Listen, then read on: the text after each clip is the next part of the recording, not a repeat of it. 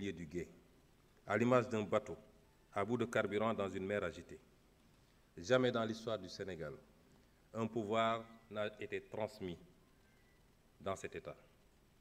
Il nous fallait à la fois déconstruire les mauvais choix, attelage et agencement, redresser les manquements et choix malencontreux et construire les fondations du nouveau projet.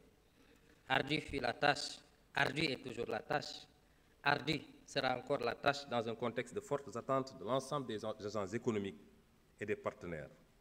Notre gouvernement a donc pris le pari de la transparence et de l'arbitrage entre les besoins multiformes et complexes. Nous avons ainsi procédé à l'appurement des arriérés de paiement sur les engagements de l'État autour des 3 précédentes campagnes agricoles, 73 milliards de francs CFA. Et sur les autres engagements de l'aide intérieure, nous avons soutenu les entreprises publiques en difficulté dans l'attente de leur restructuration. Dakar Demdik, Air Sénégal, La Poste, SAPCO, etc. Nous avons aussi soutenu la campagne de production agricole 2024 en intrant subvention de 120 milliards. Nous avons également procédé en rapport avec les acteurs, notamment la CENIA, au relèvement du prix plancher d'achat des arachides pour le porter de 280 francs l'année dernière à 350 francs le kilogramme cette année.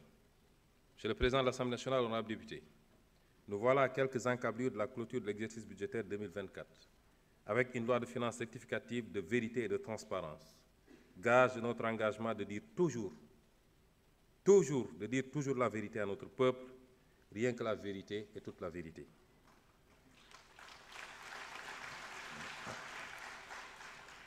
Nous n'avons pas pu tout faire, nous n'avons pas pu tout satisfaire tout un chacun malgré notre extrême conscience de l'impact sur les opérateurs économiques qui ont eu à contracter avec l'État avant l'arrivée au pouvoir de notre régime.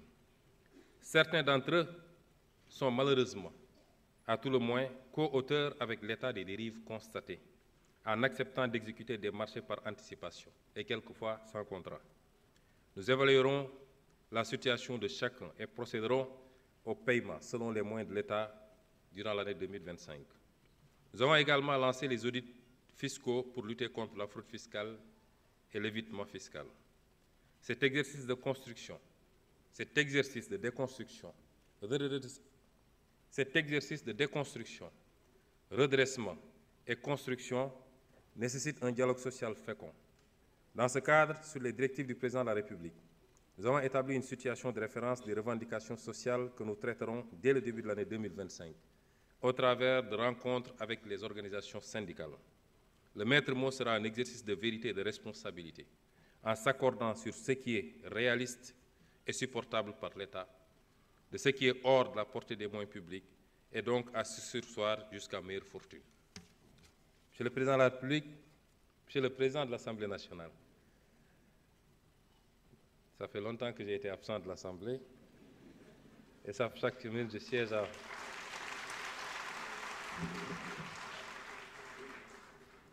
Monsieur le Président de l'Assemblée nationale, honorables députés, ces 8 derniers mois ont été également consacrés à un Sénégal ancré dans des valeurs fortes, qu'elles soient culturelles ou religieuses. Dans le domaine de la culture, nous avons renforcé les acquis culturels et engagé des réflexions pour le renouveau culturel du pays. Nous avons également répondu à une vieille doléance des artistes en adoptant en octobre 2024 un décret sur la rémunération de la copie privée.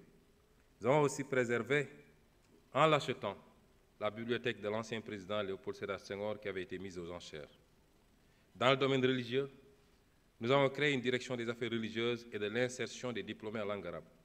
Nous avons également assuré le soutien habituel aux principales manifestations des confréries religieuses musulmanes et de l'Église catholique. Nous avons continué de magnifier la belle communion des différentes composantes religieuses de la nation dans la tolérance et le respect mutuel. Enfin, dans le domaine de la presse,